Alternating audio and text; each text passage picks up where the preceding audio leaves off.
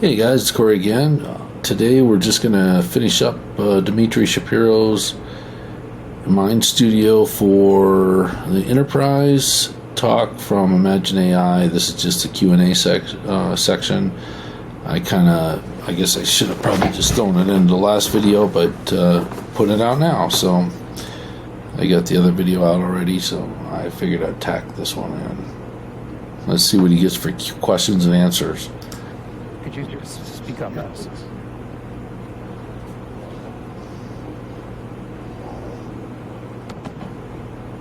Do you also have tools that allow for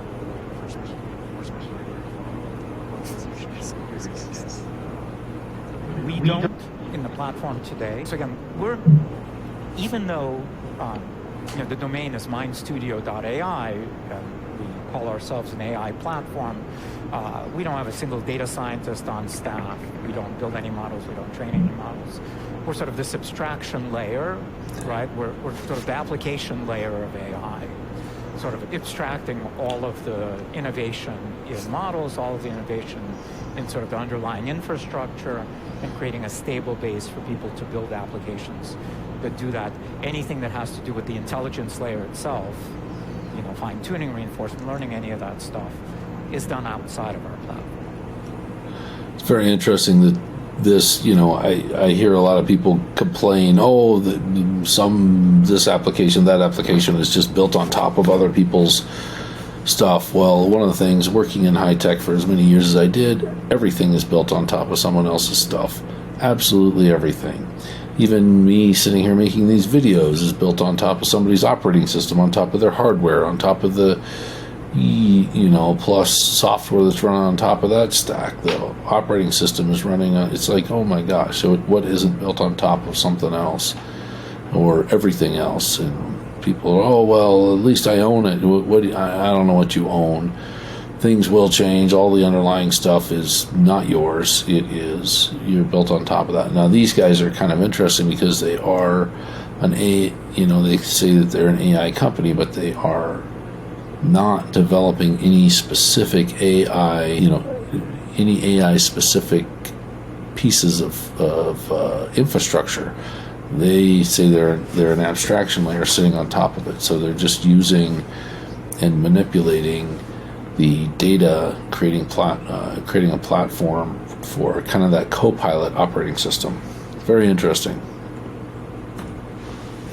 Yes.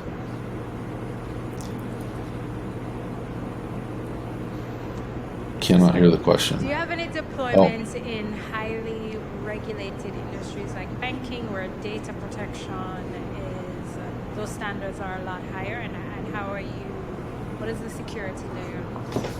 Yeah. So at this point, we actually don't have any certifications, which we're working on, clearly going to be needed for a lot of industries. But there are already, actually surprising to us, many organizations that have compliance and regular requirements that are already using Mind Studio, because sort of the value proposition is so compelling to them. So I think for each organization, I think they kind of have to make a decision about, are we willing to sort of trust this platform that hasn't sort of yet been audited and vetted and have these certifications for doing that. From a security standpoint, we run in modern cloud and follow all the best practices for securing model organizations that are very sensitive about using, for example, these large language models, even though generally think they should be trusted from these large companies, but they might not trust them, and so they tend to run their own inference on their own models and then they connect directly to that. So there are ways you can sort of overcome the fear of or the need for compliance by sort of choosing the right way to architect your solutions using Mind Studio. But we give you the flexibility to do it. It's kind of interesting. He said inference on their own databases. I'm going to have to kind of dig into that a little bit to understand what that means. I don't know how that helps abstract. I guess it keeps the data local somehow, but I don't know. I'm not sure how you would really benefit from that. As I know, my previous company I worked for for many, many moons, the idea of moving stuff offsite was just so distasteful that I can't imagine it would ever happen. Certainly, all the fab data and the processing data, things like just how much product was in queue, where the product was, what it was doing, those kinds of things. They never ever that was just core information that they just would not have allowed to go offsite. So I'm not sure how. Certainly you could do it with some other internal processes, but I don't know about something really core specific to the internal operation of the business. You'd want it pretty well secured and probably on site.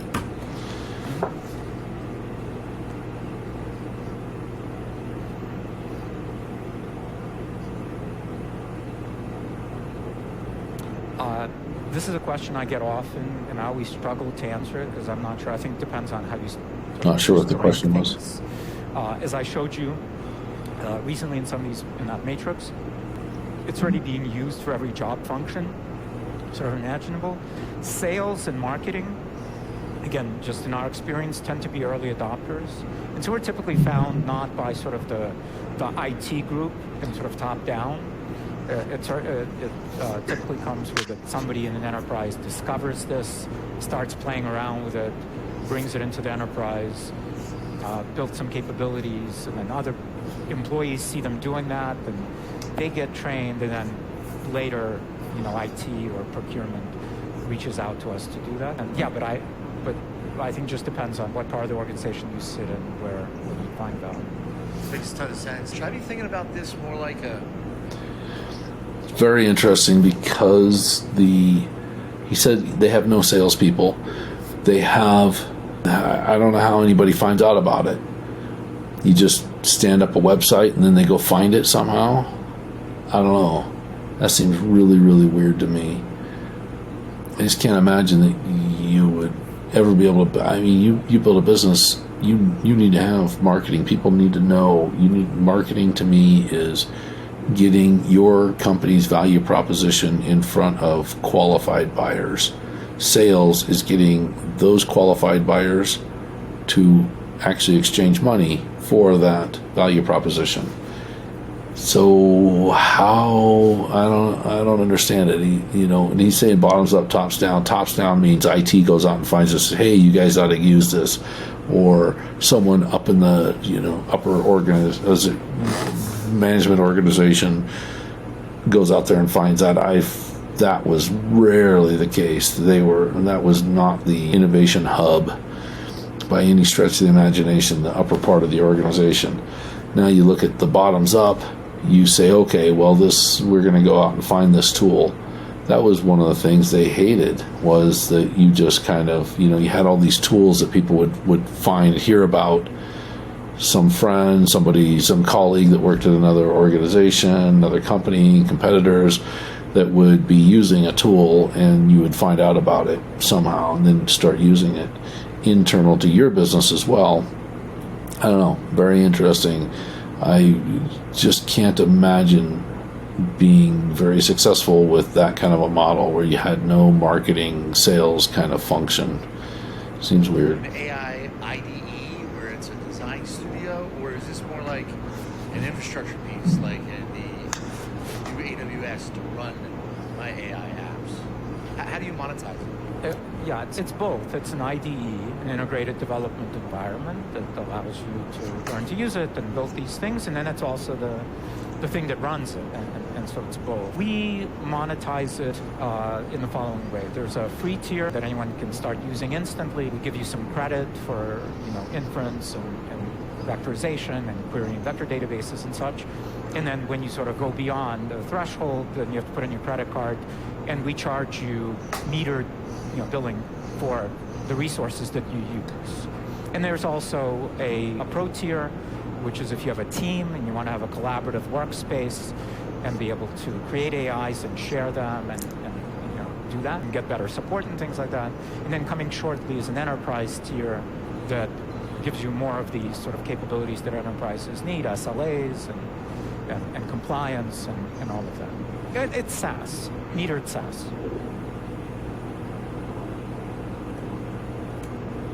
So the things he was talking about there, metered SaaS means that SaaS is software as a service, and metered means that you're just paying, pay as you go, pay as you consume, pay as you use sort of thing.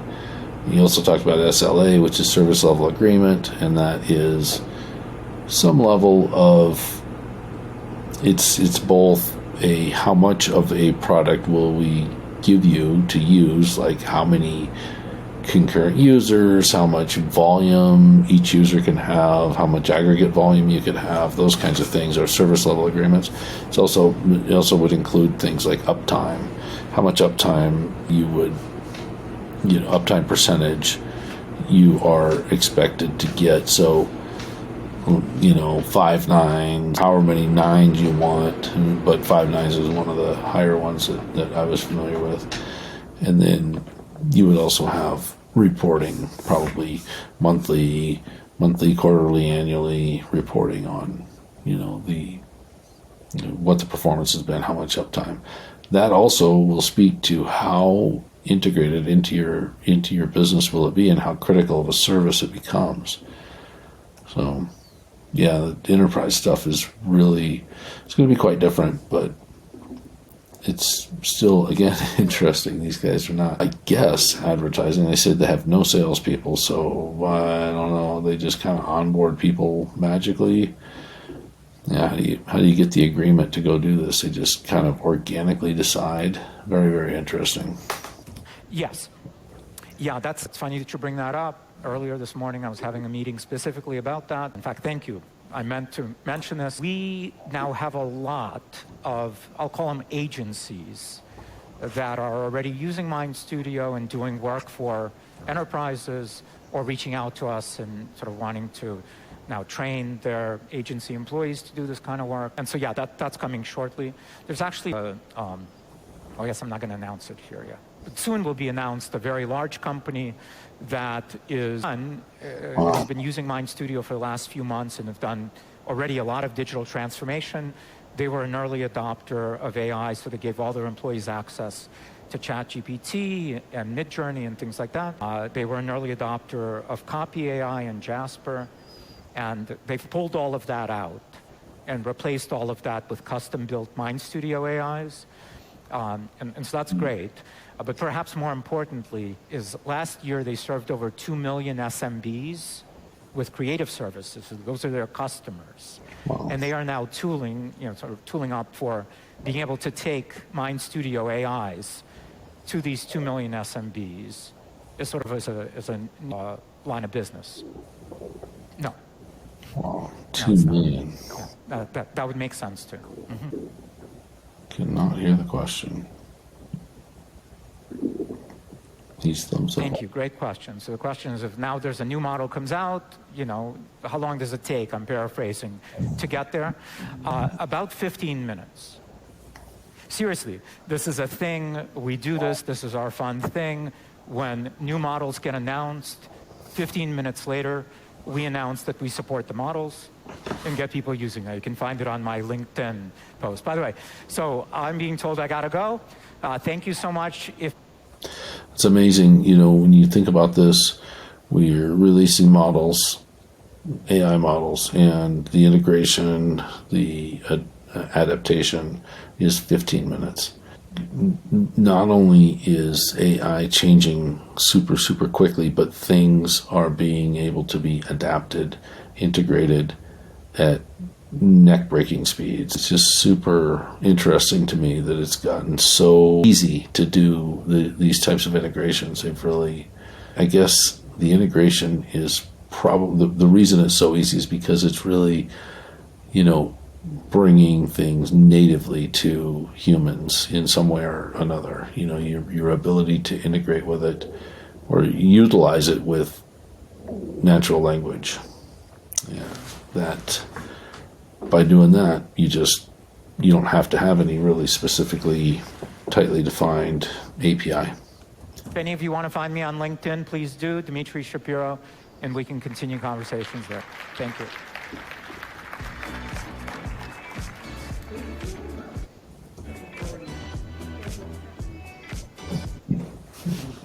I guess that wraps it up for Dimitri Shapiro's talk. I'm glad I did do the Q&A. That was kind of interesting. So, hope you enjoyed it.